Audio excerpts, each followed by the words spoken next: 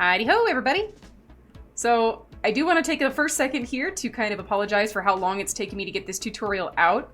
I had initially intended to make the padding tutorial about a month or so after I finished the red dragon that was the bodysuit tutorial, and unfortunately a bunch of things kind of happened back to back to back that led me into the current state that I was at with it, to where the padding method that I had used in that video was so outdated already that unfortunately I really could not do anything with it. I've learned how to do much more optimized work, so I wanted to refilm it, and I had started refilming around the time that I did Bang the Mano Kit, and I was about, I want to say like 3/4 of the way through the filming process of it, when my brain decided it was just going to go ADHD mode, and I finished the entire full suit in like 2 days, so whoopsie doopsie, my bad. That was not my intent at all. I fully intended to sit down and record the rest of the process, but I get really distracted sometimes and I tunnel focus, and I finished the whole thing and forgot to set up the camera and record. So I kept putting it off until eventually I started working on Zine, the snow leopard, and decided that because he had a really nice overall shape, he was a good body size for me to work with, that he would be the perfect candidate for the tutorial. But I also seemed to forget that this man was a snow leopard, and snow leopards are covered in spots, and spots take forever to sew. And for the next few weeks, I proceeded to sit down and sew and sew and sew and sew and sew and sew, until eventually I had finished stitching together everything that I needed to in order to record the next portion of the tutorial, finished up filming everything, got the rest of the full suit finished, and then was able to bring it with me to BLFC to hand off to the client so that I could finally finish off the tutorial. So, thank you for sitting through my very short rambling explanation of things. Let's go ahead and just dive directly into the tutorial so that you don't have to wait anymore. Okie dokie artichoke. So in order to make the big old Digigrade padding for your thighs, we are going to make sure that we have a duct tape dummy first and foremost. If you don't have one or you don't know how to make one, I will link a couple of tutorials down in the description that I personally really recommend. One of them is the one that my client used here to make theirs, and they have a very nice duct tape dummy for me to work off of here, which is going to make the end product significantly better. Having a good dummy is a great way to make sure that your suit will turn out nice. Another thing you're going to need at this stage are also your fursuit feet, especially if we're doing a Digigrade bodysuit. Now, they do not need to be 100% complete at this stage. You can just leave them at the foam base, and that should be totally fine at this point, but if you have pre-made feet or your feet are already finished, that is perfectly fine too. We can always work around stuff like that. The biggest thing to keep in mind is to make sure that the feet are lined up with the ankle of the TD so that it doesn't come undone. And then you have something to brace the bottom so that there is no loose gap, otherwise your suit is not going to fit right when you go to actually pattern the bodysuit onto this fantastic dummy. Every body shape is unique and beautiful, so you need to accommodate accordingly. When trying to figure out the padding, a good tip I'd recommend is to take a photo of the side view, put it into a drawing app, and generally trace the shape you want. This will really help you figure it out. Once you generally get the shape in mind, we're going to use whatever kind of scrap foam we have lying around. I have this 3-inch thick upholstery foam that I got from Home Depot, and I'm essentially just going to cut a bunch of little wedges out of it in order to bulk up and build the shape of the actual leg that I want to use. It should slope from about the hips down to the kneecap, leaving room for articulation on the knees. This is very important. Once you get your overall padding shape done, just cover it in whatever kind of scrap fabric you have lying around. I just hot glued a whole bunch of pieces onto this one, so that way it has one uniform shape that allows me to manipulate it and move it around. You can see all the individual little wedges there that I just kind of shoved in place to get the general form that I wanted. This will not be in the final suit. This is purely just so that we have a shape to use as a pattern form.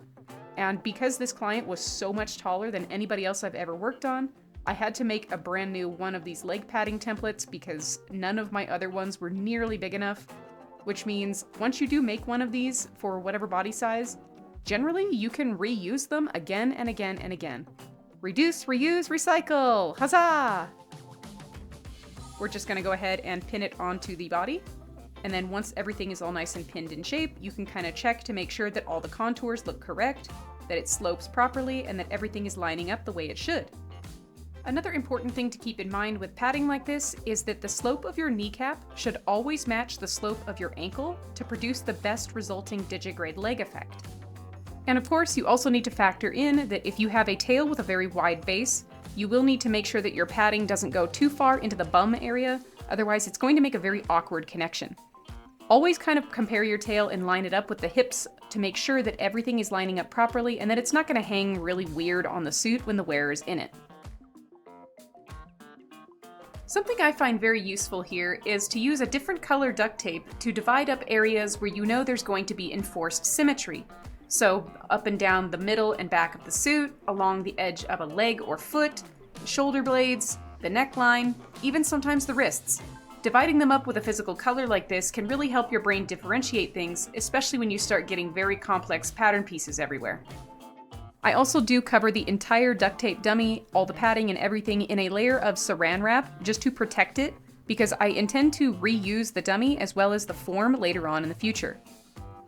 After you get all the stuff covered in the duct tape for making your pattern, I also like to go in and make sure that I'm dividing up the center line before I start sketching in where all of the markings are going to go. This is a very, very time-consuming process, and that's also why I physically print off a reference for more complicated designs so that I can compare it as I go and mark everything so that everything lines up correctly. When working with a really complex pattern like this, it's a very good idea to take things little by little. Don't try and rush through the whole project and try to get all the patterns done at the same time, otherwise you're going to end up getting very confused what goes where.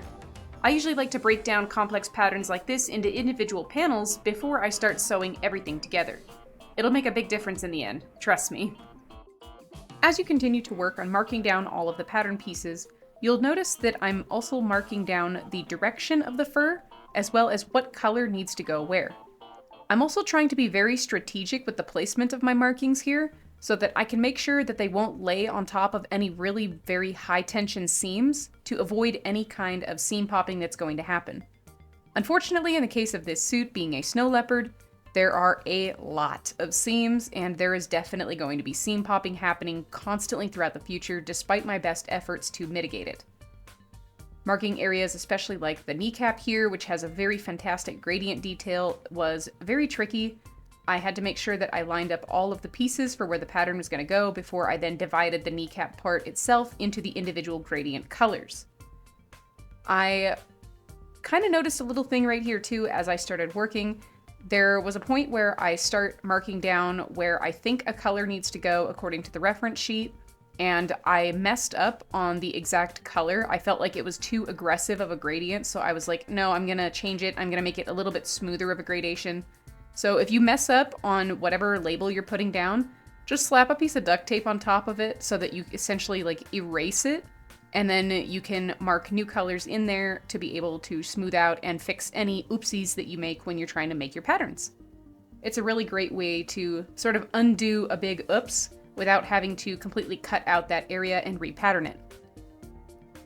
I've just continued working my way down the entire suit here, making sure that I'm noting any pattern pieces that go a specific direction, where there's going to be overlaps, as well as where there are asymmetrical markings.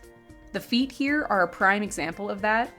There are specific little markings on them that are only on the inside edge of the leg, and I had to note this in the future when I start marking things down, which usually I will use a different colored marker to kind of note like if this is a left facing only, because whenever you make any sort of duct tape pattern on something like this, I'm making this on the left side of the body, but this is going to be technically the back side of the fabric when I transfer the patterns.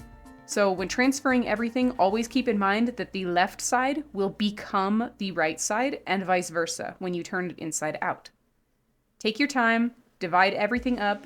For areas like the back of the leg here, I prefer using longer fur because I think it makes the transition look more natural, as well as just giving it a more fluffy effect.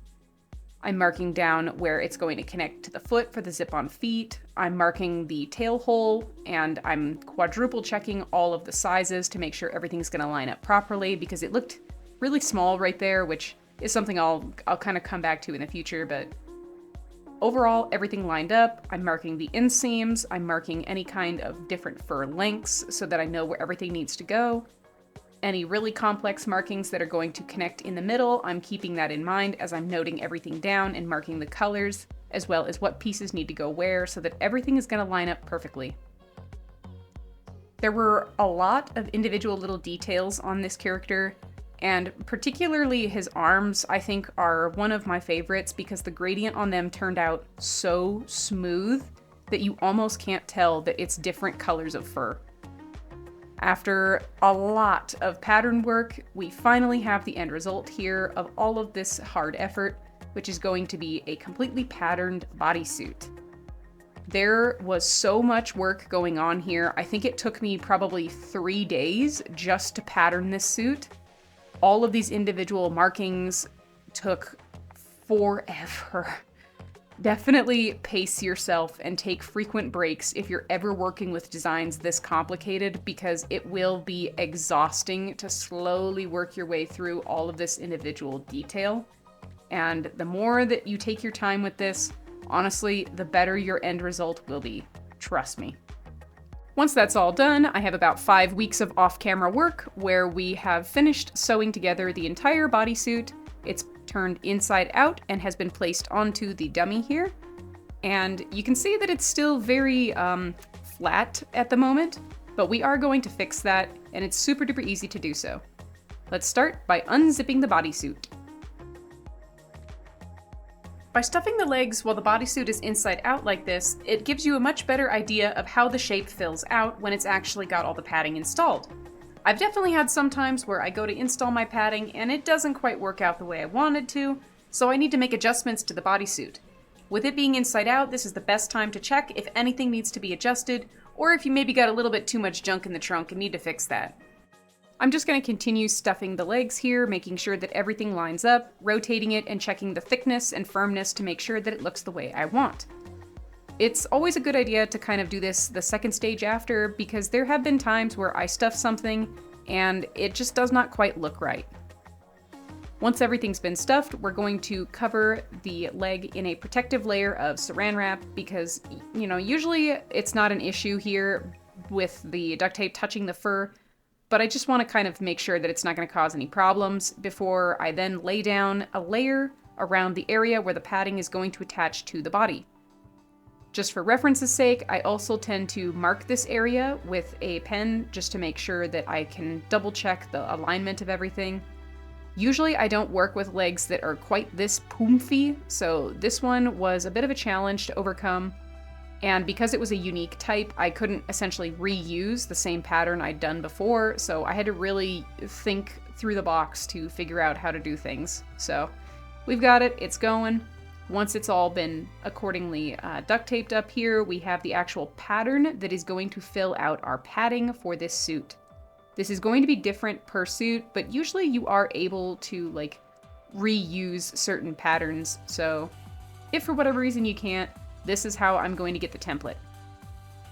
I'm then going to mark the inseam where the front and back pieces are going to connect, as well as make little notch marks here on all of the seam edges that are going to connect to the padding, so that way when I go to sew this onto the body later on, I can keep reference of where all the pieces need to line up. I will also mark the kneecap, as well as where the zipper is going to connect to the fursuit foot, the inseam, and where the bum and tail are going to connect as well, so that I don't accidentally oversew the areas. This is super duper important, so always make sure that you mark these areas very clearly because all these pieces are going to get very complicated very fast. Then just carefully cut along the inseam in order to remove it from the bodysuit, and now we have our actual padding. We're going to have to slice it apart and cut darts so that everything can lay nice and flat so we can transfer it onto our fabric. Next, we need to choose what kind of material to line the padding with. I recommend getting something that's going to be lightweight and breathable, and should be made of some kind of a jersey mesh, so that way it allows heat to pass through it, which will help keep the wearer very nice and cool. Fursuits get very, very hot, so having something that's light and breathable will definitely make it a much more comfortable experience to wear, and will help reduce the risk of heat stroke. You also want to pick a material that has a decent amount of stretch to it, such as this, because it will contour to the wearer's body much nicer than a cotton fabric would. But there's more options than just this. A common one is scuba neoprene, which you can get from almost all providers. I do know Big Z Fabric has quite a few of them. It's a very easy to use material, has a decent stretch, and comes in a million colors. Just be careful of the darker ones because they do tend to color bleed every so often, particularly the black ones. But if you can't find any of those, something else that you can consider is some sort of mesh that has any kind of breathability hole in it. I have these two that I've got a couple years ago, and I'm not exactly sure what they are. They're some kind of an upholstery fabric, so they don't have a whole lot of stretch to them, but they do make a good one-sided lining because the amount of holes makes them very nice and breathable. They help reduce all the heat and make it much more comfortable to wear, but they do come at the downside of being very difficult to find, as well as the larger holes make them a little bit tricky to sew because you're much more prone to having seams pop open because of the largely spaced mesh. There's just no way to secure something like this. Shop around and see what works best for you and for your client. Next, we're going to begin transferring all of our pieces onto our fabric. I almost did not have enough of my lining fabric to do both of these legs because I grossly underestimated just how large this suit was. Always get more than you think you need because this was literally down to the salvage edge to make sure that I could get all these pieces. We're just going to slowly go through and cut out all these individual parts, making sure that I'm lining them up with the duct tape pieces that they coordinate to, because this is a very complex padding pattern and I don't want to accidentally misalign something. And then we begin the very, very tedious process of pinning all of these little pieces so that I can get ready to stitch these two padding legs together. It took far too long for me to actually align all of these padding pieces. And once I finally did get it done, I actually had two that were inside out, so I had to like flip them and realign them correctly. So always double check your pattern pieces as you work so that you can save yourself a whole lot of headache. Honestly, figuring out which side was the inside and which side was the outside was probably the most difficult part of this whole project, just because of how many darts there are on these leg pads. But in the end, I got it, and I was able to get everything stitched together with a zigzag stitch. Here you can see the lining in its deceptively simple state. I've also gone through and folded over the salvage edge to hem the edge of it before I'm lining it up on the dummy, and I am pinning it in place just to check the fit and make sure that everything's lining up correctly, as well as to gauge the placement for the padding zipper, because we want to be able to unstuff the legs so that we can throw it in the washing machine. These are simple hidden zippers. I like the very nice flush edges on them, so I pinned those in place and I sewed them down with a straight stitch, only because I intend to put a protective layer on top of these because I don't like that loose flap. I think it brushing up against the leg of the wearer is really uncomfortable. So I'm going to use some neoprene in this nice sky blue here to try and color match as much as possible. I'm just going to cut a simple little strip here that measures the exact length of my zipper, before then zigzag stitching all the way around this piece. This will leave me with a much more clean edge, as well as it being much more secure and comfortable. We then have to just very carefully cut a strip so that we can free the zipper. If you want to at this stage, you can cut off all of this little excess fabric in the middle because I'm using an invisible zipper, so it's going to protect it anyway. And of course, don't forget to cut through the backing of the fabric so that we are in fact able to unzip these and get access to the interior pocket that will then become our interior padding. This isn't going to get seen by a whole lot of people, so it's okay if it's just a little bit rough on the edges as long as it's functional. Now with the zipper finally finished and all of the rest of the padding has been done, I can go ahead and pin everything in place to make sure that it lines up accordingly before I begin the very incredibly tedious process of sewing everything down.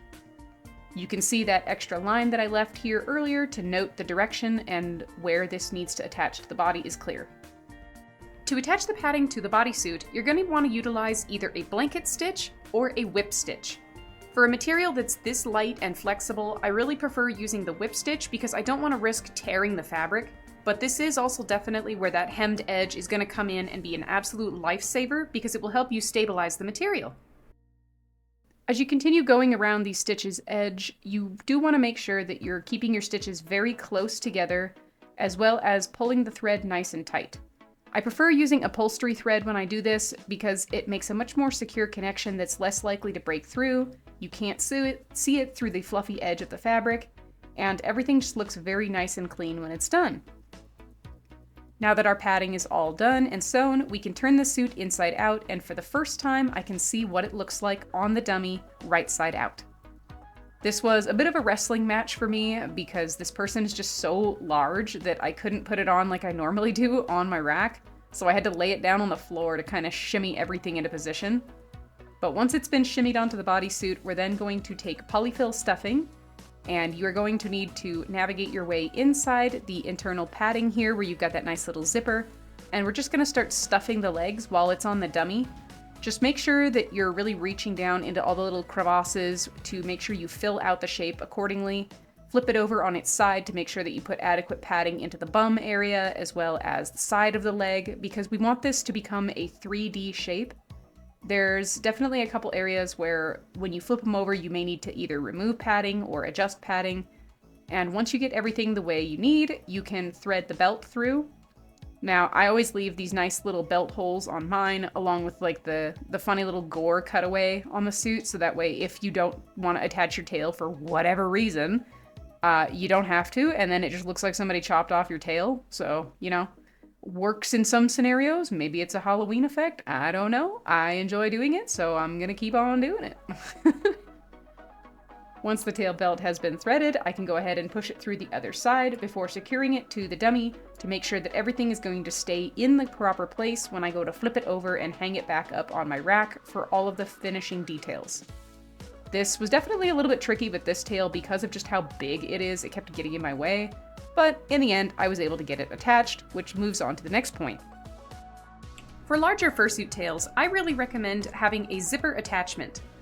By having the end with the zipper head on the actual bodysuit and the flat end zipper on the tail itself, it allows you to both use the tail as a partial with minimal noticing of the zipper, and once you get it zipped onto the body with this nice little pull-over piece that I patterned, it hides the seams so perfectly that you really can't even tell the tail is two separate pieces from the bodysuit. It looks phenomenal, it adds fantastic support, and it's much, much easier to be able to put your whole suit on because it's just like putting on a pair of overalls. Pretty nifty, huh? Once the tail's attached, we can really start to get a scope of just how cool our padding looks on our suit. It does look a little goofy at the moment because the feet aren't on yet, but attaching them is as simple as just zipping them on. You can follow my Digigrade foot pattern tutorial in order to figure out how to make zip-onable feet, and hopefully I'll make a more detailed pattern for that in the future as well. But once everything has all been sewn in place, you can finally see the fantastic end result of all of that hard work coming to fruition. Look at how cool that Digigrade padding looks. Seeing a character run around with that really neat animal shape is just the most fun thing, especially at conventions and seeing everybody's reactions. Thank you so much for watching. I really hope you enjoyed and learned something. Ta-ta! And there we go. I really hope you found this tutorial helpful and that you learned something new about how I do my padding. There are a lot of different ways of doing it, and at some point I would like to cover the couple of different methods. This is just the particular method that works for me and I find is the most user-friendly for the wearer, and it makes it significantly easier to wash because you can literally just unstuff your legs, throw the whole body in the washing machine, and be done with it, because washing a fursuit takes ages, and the more you can simplify the process, the better it will be. And now it's time for the Patreon screen. All of these fantastic people that you see flying by are all of my donator and bronze patrons. Every little bit that you guys give to me helps me survive, helps me be able to pay my bills, put food on the table, pay for my power, as well as just being able to help me produce all of the content that I create. So without you, I wouldn't be able to do anything that I am. And for that, I thank you so, so, so much for everything that you all do for me. Thank you so much for all of your gracious support. Next up, we have my silver patrons. We have Catherine Stultz-Robert, Volt the Duchy, Draxfer, Hopper the Blue Jay, Kelpie, Little Tuttle, Mia Ingram, Spurkle, and Turnery.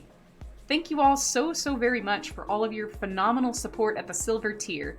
All of you definitely go above and beyond to really help me be able to produce more videos, whether they be on YouTube or TikTok, the little Instagram shorts that I do, all of my work that I'm able to produce and advertise, the Freebase Fridays. All of this is thanks to you lot being able to support me at this tier and help me continue to produce more content for all of you fantastic folks. So thank you so very much for all your phenomenal support. And finally, we have my absolutely incredible platinum patrons. We have Dredgen and Varen the Voidkin. You two have really gone above and beyond, and I will always be just lost for words at the fact that I actually do have patrons at the platinum tier. And your extended support has done so much to help me with just everything I do. Whether it's paying bills, putting food on the table, filming content for videos and tutorials, making free bases, making VR bases, as well as engaging and interacting with you in my Discord server. It's just so nice to be able to get to know you on a more personal level so that I can truly show my gratitude and just how incredibly thankful I am for all of the incredibly amazing support that you give me. So from the bottom of my heart, thank you so very much for everything you do for me. I cannot tell you just how much I really do appreciate it. If you'd like to join these absolutely fantastic people and support me on Patreon, you can check me out on patreon.com/Neffertity for all of the fantastic details and everything that I offer. I have multiple tiers, as well as you get access to all of the fantastic free bases that I produce every Friday. Well, every so often Fridays anyway. And hopefully I will be able to start posting more work in progress content behind the scenes, and maybe even a couple silly little jokey videos that I've got planned for you. But I truly can't thank you all enough. Thank you for sitting through this long tutorial, as well as if you sat through my Patreon screen. I really do appreciate that as well.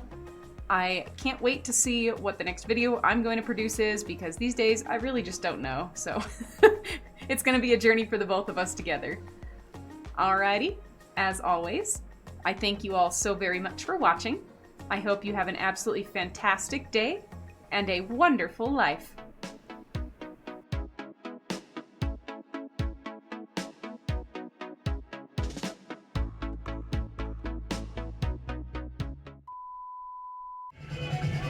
Let's go ahead and give me a little spin.